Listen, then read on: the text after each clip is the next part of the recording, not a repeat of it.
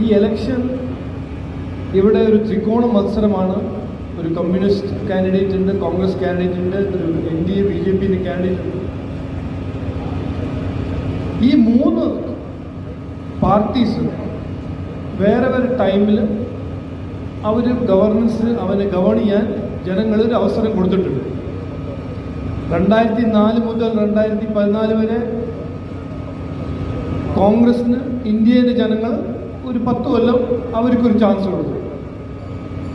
അവർ എവിടുന്ന് ഇന്ത്യനെ സ്റ്റാർട്ട് ചെയ്തു എവിടെ എത്തിപ്പിച്ചു അതെല്ലാവർക്കും അറിയാം. ഞാനപ്പോൾ ഡീറ്റെയിൽസിൽ പോകുന്നില്ല. അടൽ ബിഹാരി വാജ്പേയി 8% ഇക്കോണമി വിട്ട ഇക്കോണമി അവർ 5.4 വരെ എത്തിപ്പിച്ചു. അവിടെ വിട്ടു.